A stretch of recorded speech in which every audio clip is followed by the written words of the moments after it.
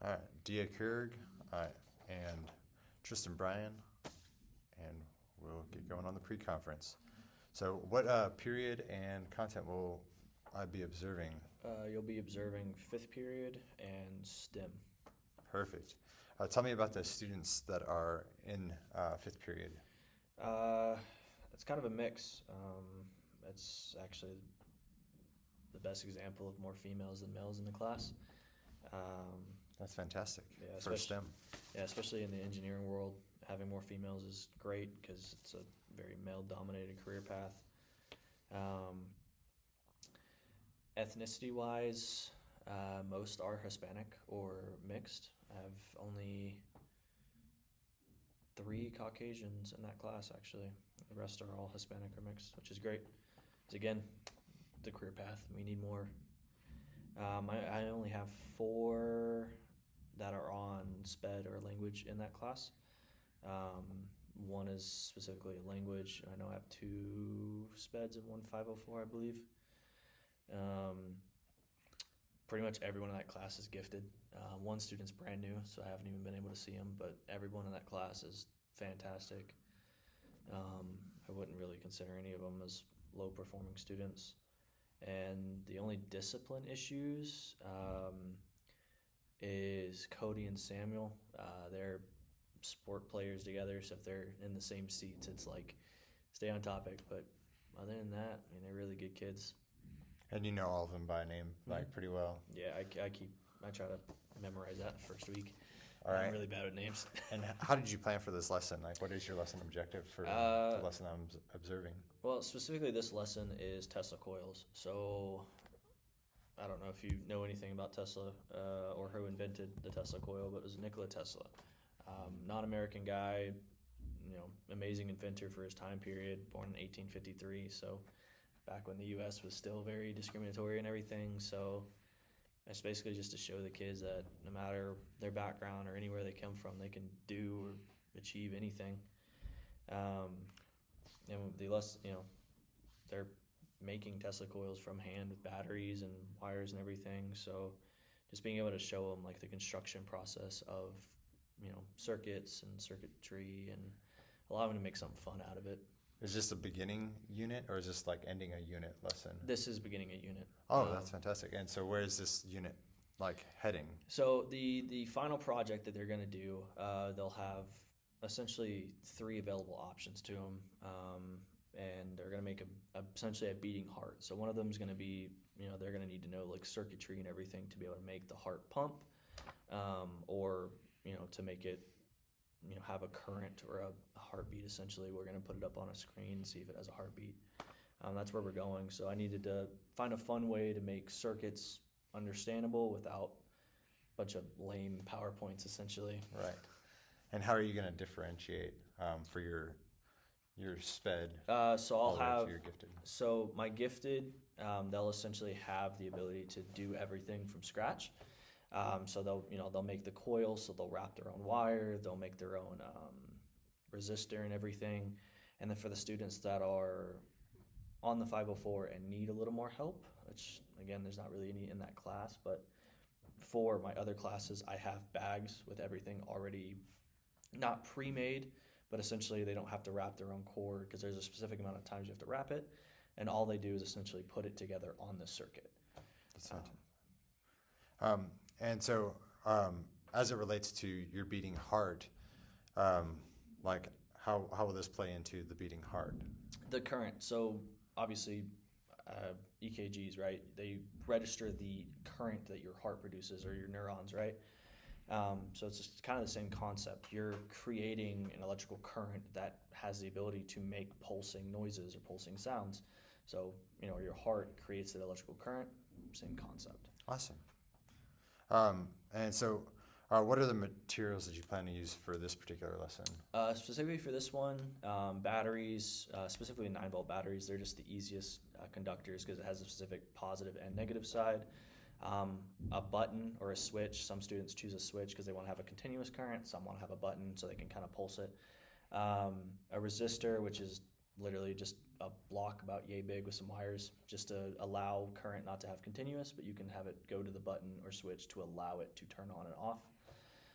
And then the inside of the yarn things, the little spools. Okay. There we go. And they'll wrap the wire around that. That's it. It's Awesome. super simple, but it's interesting. It's fun. Awesome.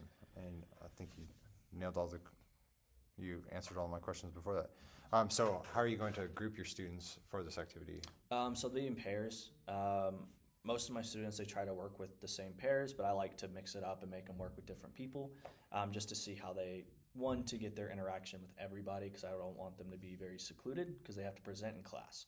That's one of the big things about their project. So if they're secluded, they're like more shy and everything, but if you mix them up and put them with different students, they're more open, they talk more. Pretty much everybody, they'll be talking essentially amongst themselves as a whole, so it's nice to see that nobody's really shy in my class anymore because of the projects we've done in the past. So is there a strategy that you're planning to use, like specifically for pairing them up this time? Yes, so I had them essentially pick a number out of a hat. If they got number 1 through 5, because there's 5 pairs, if they got a 1, they're with pair 1. And that was essentially how I do it. Perfect. That or in the past, I've had them rock, paper, scissors. So. I love that. So just random selection. Yep. Perfect. And if there's any so if you have your 2 students on IEPs get paired up, do you think that'll cause a problem? Honestly, my 2 IEPs are way more in tune with engineering than my other students. So I've seen them get done faster before than everybody else. But if they were some of my students with IEPs that need more help, I would switch them and move them with students that would help them more. Awesome. Which I've done before as well.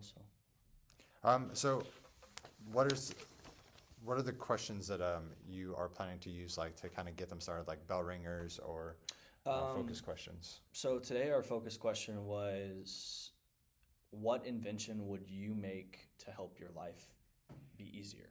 I had some students make an infinite eraser that never runs out. I had some students that have a pencil that they can think and it writes for them so they don't have to do it.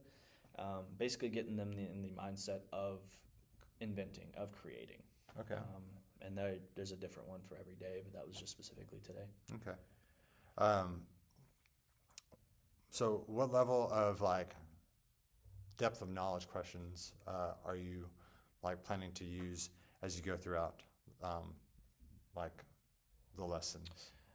So I always start my lessons with DOK 1 and 2 level questions, and then as we get further, I go into 3 and 4. And we pretty much specifically in DOK 4 with presentations and designing and everything.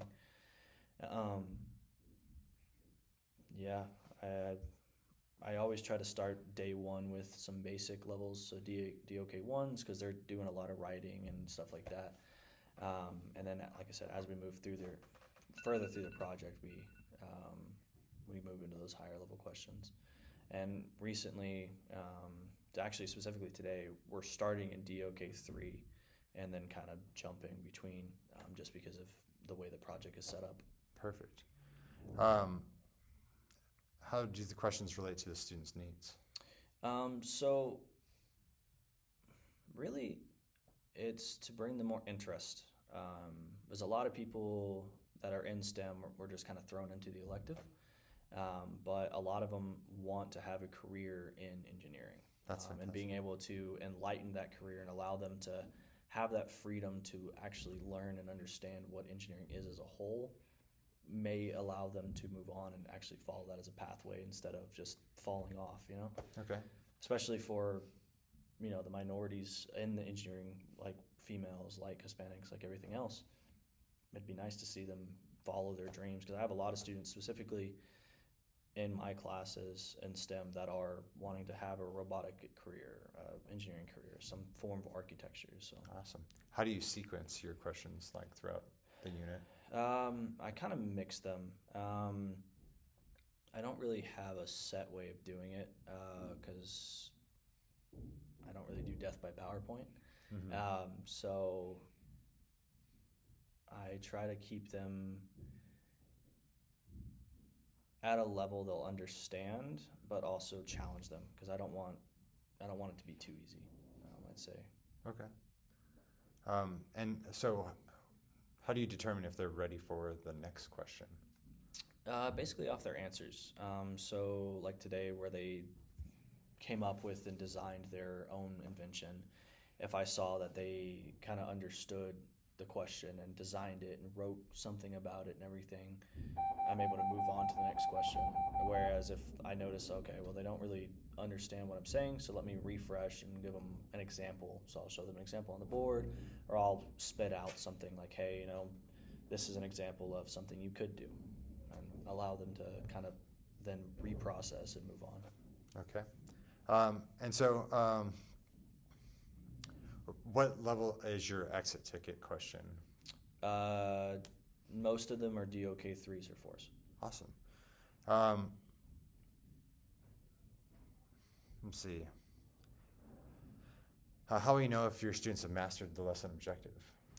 So I grade them based off their notebooks. So each class have their own individual engineering notebooks. So I go through and I check their notes and look at them, and I have them present at the end of the day with the knowledge they've learned and everything like that. And that allows me to see if they're moving forward and understanding and everything. Yeah, I think that's perfect. Is there a need for differentiation on the assessment for student demographics based on like the L's, the 504s, or the students on IEPs? There are some. I have some IEPs that I do give a little more help to, because they're on IEPs where they need more visual instructions than written instructions. Okay. I have obviously the language barrier with a couple students, so luckily my language students, they sit with people that do help them translate if there's a word that I don't know. Awesome. So that's great. I'm actually happy to have those type of kids in my class that are willing to help. And then I try to, if I have like a worksheet, I'll try to do one worksheet in English and one in Spanish to the best of my ability. Awesome. It's pretty much differential And then, instruction. last question, how many students do you expect to master the lesson objective? I would like to see a total of 95%. Awesome. That's the goal, and I've seen higher throughout other projects we've done, but that is always the goal, for that 95% to completely master and understand everything. Perfect. Well, thank you so much. Looking forward to seeing it. Yes, sir.